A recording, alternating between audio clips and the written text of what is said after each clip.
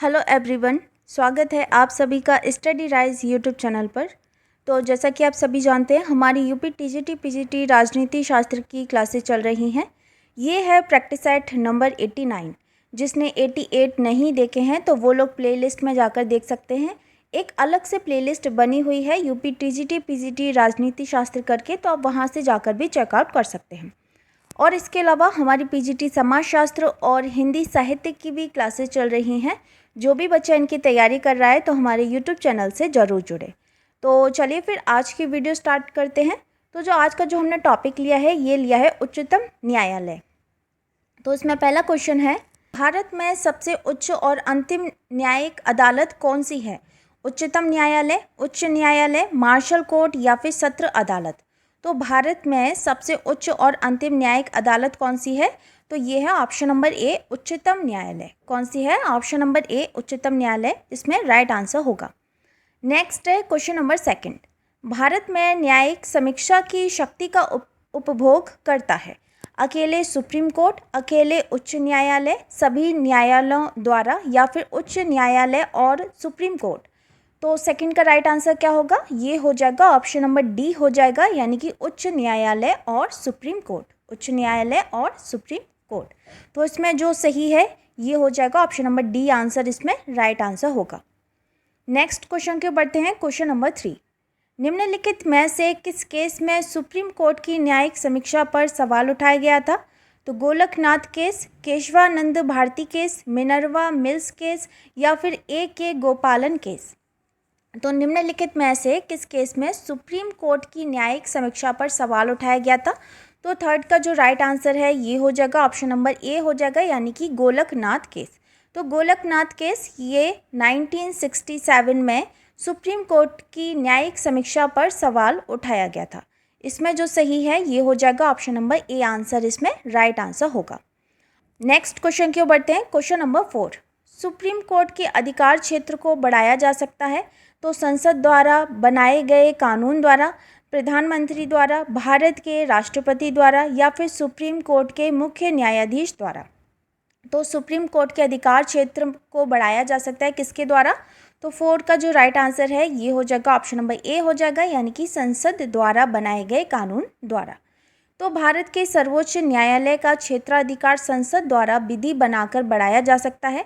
भारतीय संविधान के अनुच्छेद 138 के अनुसार संसद विधि द्वारा सर्वोच्च न्यायालय को अतिरिक्त अधिकारिता और शक्तियां प्रदान कर सकती है। तो इसमें जो सही आंसर है ये हो जाएगा ऑप्शन नंबर ए आंसर इसमें राइट आंसर होगा। नेक्स्ट है क्वेश्चन नंबर 5, भारत में न्यायिक सक्रियता संबंधित है तो प्रतिविध न्यायपालिका से, न्यायिक समीक्षा से, न्यायिक स्वतंत्रता से या फिर जनहित विवाद से। तो इसमें भारत में न्यायिक सक्रियता संबंधित है किससे है? तो ये है ऑप्शन नंबर डी, जनहित विवाद से। किससे है? ऑप्शन नंबर डी, जनहित विवाद से। तो भारत में न्यायिक सक्रियता जनहित वाद यानी कि पब्लिक इंटरेस्ट लिटिगेशन से संबंधित है। न्यायिक सक्रियता की अवधारणा भारत में 1970 के दशक में अस्तित्व में आई। न्यायमूर्ति P.N. भगवती तथा न्यायमूर्ति कृष्ण अय्यर ने भारत में न्यायिक सक्रियता की नींव रखी। तो इसमें जो सही है ये हो जाएगा ऑप्शन नंबर डी आंसर इसमें राइट आंसर होगा। नेक्स्ट है क्वेश्चन नंबर 6, PIL से जुड़े व्यक्ति हैं न्यायमूर्ति भगवती, न्यायमूर्ति वेंकट चलैया, न्यायमूर्ति RN मिश्र या फिर न्यायमूर्ति संतोष हेगड़े। तो PIL से जुड़े व्यक्ति कौन है? तो ये हो जाएंगे ऑप्शन नंबर ए आंसर इसमें राइट आंसर होगा, यानी कि न्यायमूर्ति भगवती। नेक्स्ट है क्वेश्चन नंबर 7, न्यायिक सक्रियता का अर्थ है न्यायपालिका द्वारा विधायिका के कार्यों को ग्रहण करना, न्यायपालिका द्वारा प्रशासनिक कार्यों को ग्रहण करना, न्यायपालिका द्वारा कार्यपालिका के कार्यों को ग्रहण करना या फिर इनमें से कोई नहीं। तो न्यायिक सक्रियता का अर्थ क्या होता है? तो 7 का देखो जो राइट आंसर है ये हो जाएगा ऑप्शन नंबर सी हो जाएगा, यानी कि न्यायपालिका द्वारा कार्यपालिका के कार्यों को ग्रहण करना। इसमें जो सही है ये है ऑप्शन नंबर सी। अगले प्रश्न की ओर बढ़ते हैं। क्वेश्चन नंबर 8, PIL का मतलब है public interest litigation, police investigation limited, personal information limited या फिर पब्लिक इंफॉर्मेशन लिमिटेड। तो बताइएगा PIL का मतलब क्या होता है? तो ये होता है option number A, public interest litigation. ठीक है, पब्लिक इंटरेस्ट लिटिगेशन। इसमें जो सही है ये है ऑप्शन नंबर ए। नेक्स्ट है क्वेश्चन नंबर 9। भारतीय संविधान में न्यायिक पुनरावलोकन का आधार है तो विधि की उचित प्रक्रिया, विधि द्वारा स्थापित प्रक्रिया, विधि का शासन या फिर पूर्वोदाहरण तथा अभिसमय। तो भारतीय संविधान में न्यायिक पुनरावलोकन का आधार है तो क्या है? ये है ऑप्शन नंबर बी हो जाएगा इसमें, यानी कि विधि द्वारा स्थापित प्रक्रिया। क्या है? विधि द्वारा स्थापित प्रक्रिया। इसमें सही है ऑप्शन नंबर बी। नेक्स्ट है क्वेश्चन नंबर 10। निम्नलिखित में से किन देशों में न्यायिक पुनरावलोकन की व्यवस्था है? केवल भारत में, केवल यूके में, केवल यूएसए में, भारत और यूएसए दोनों में। तो निम्नलिखित में से किन देशों में न्यायिक पुनरावलोकन की व्यवस्था है? तो 10 का जो सही है ये हो जाएगा ऑप्शन नंबर डी हो जाएगा, यानी कि भारत और यूएसए दोनों में। भारत और यूएसए दोनों में। तो भारत के संविधान के अनुच्छेद 13 द्वारा न्यायिक पुनरावलोकन का प्रावधान किया गया है, जो संयुक्त राज्य अमेरिका के संविधान से प्रेरित है, जबकि यूके यानी कि यूनाइटेड किंगडम में संसद सर्वोच्च है और उसके द्वारा बनाए गए कानूनों को न्यायालय में चुनौती नहीं दी जा सकती। तो इसमें जो सही है ये हो जाएगा ऑप्शन नंबर डी, आंसर इसमें राइट आंसर होगा। अच्छा, नेक्स्ट है क्वेश्चन नंबर 11। संविधान का रक्षक किसे कहा जाता है? राष्ट्रपति को, संसद को, उच्चतम न्यायालय को या फिर लोकसभा को? तो संविधान का रक्षक किसको कहा जाता है? ये कहा जाता है ऑप्शन नंबर सी, उच्चतम न्यायालय को। किसको कहा जाता है? ऑप्शन नंबर सी, उच्चतम न्यायालय।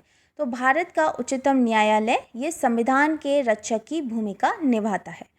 तो इसमें वह संविधान का निर्वचन करता है, संसद द्वारा पारित विधियों की संवैधानिकता की जांच अपने न्यायिक पुनरावलोकन की शक्ति द्वारा करता है, साथ ही नागरिकों को संविधान द्वारा प्रदत्त मूल अधिकारों के उल्लंघन की दशा में वह रिटें जारी कर नागरिकों के मूल अधिकारों की रक्षा करता है।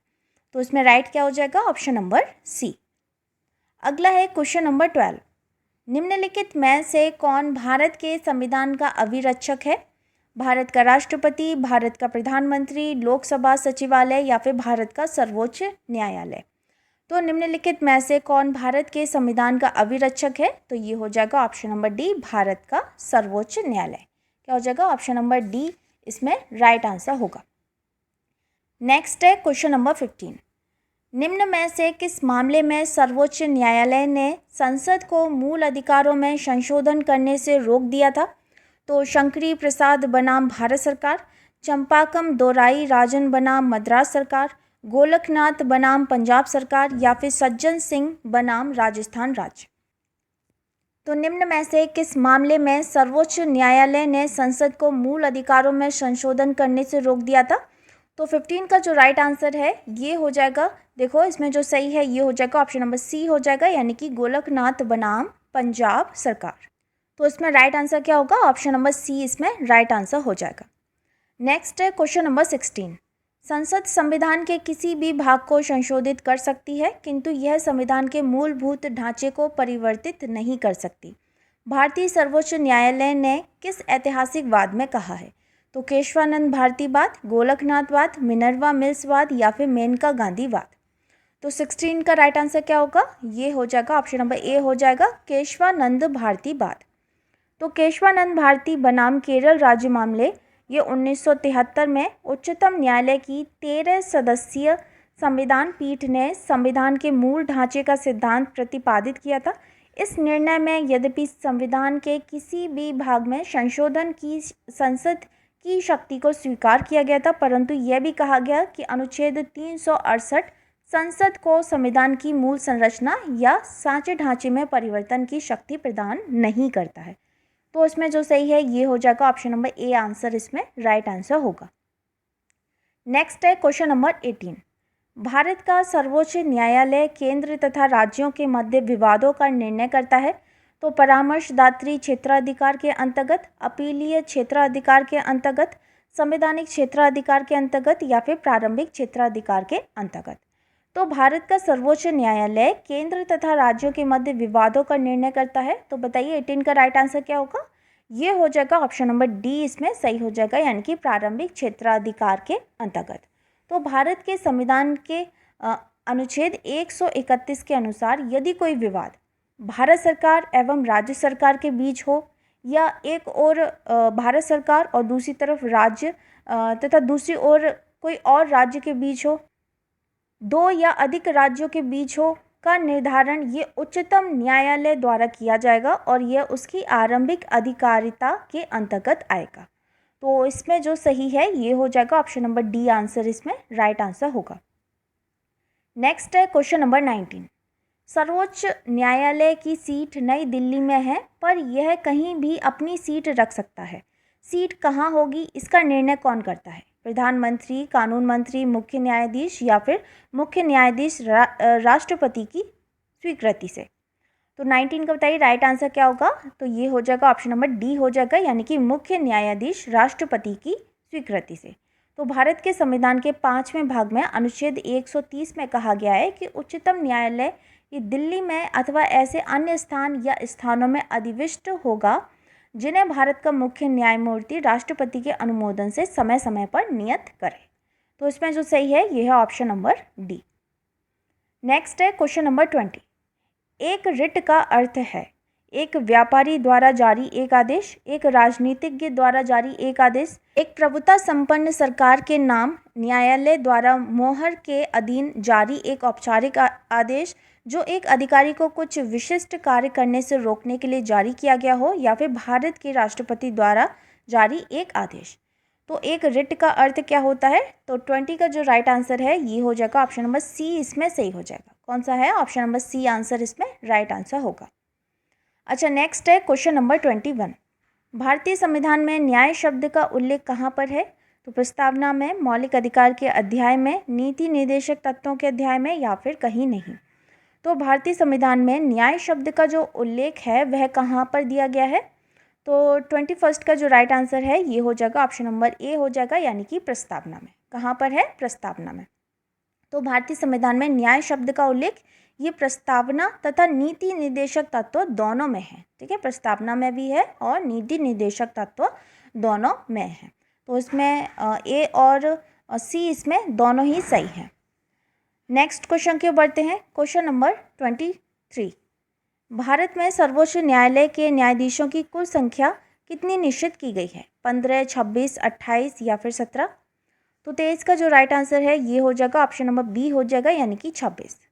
तो प्रश्नकाल में मुख्य न्यायाधीश को सम्मिलित करते हुए उच्चतम न्यायालय के न्यायाधीशों की कुल संख्या 26 थी, परंतु वर्ष 2019 में संसद द्वारा न्यायाधीशों की संख्या बढ़ा दी गई और तब से मुख्य न्यायाधीश को सम्मिलित करते हुए न्यायाधीशों की कुल संख्या कितनी है? तो ये है 33 + 1 यानी कि 34। ठीक है, कितनी है? 34।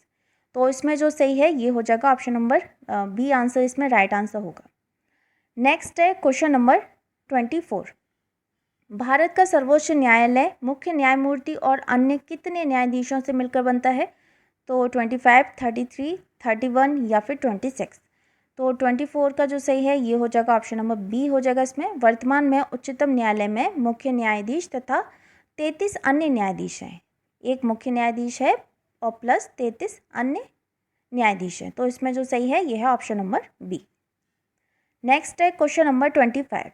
निम्नलिखित में से किस रिट का अर्थ हम आदेश देते हैं ये होता है? ठीक है, तो ऑप्शन दिए गए हैं परमादेश, बंदी प्रत्यक्षीकरण, उत्प्रेषण या फिर अधिकार प्रश्न।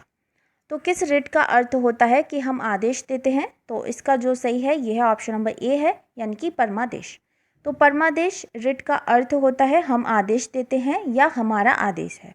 इसके तहत यदि कोई लोक पदाधिकारी अपने विधिक कर्तव्यों का पालन नहीं करता तो न्यायालय द्वारा उसे अपने कर्तव्यों के पालन का आदेश दिया जाता है।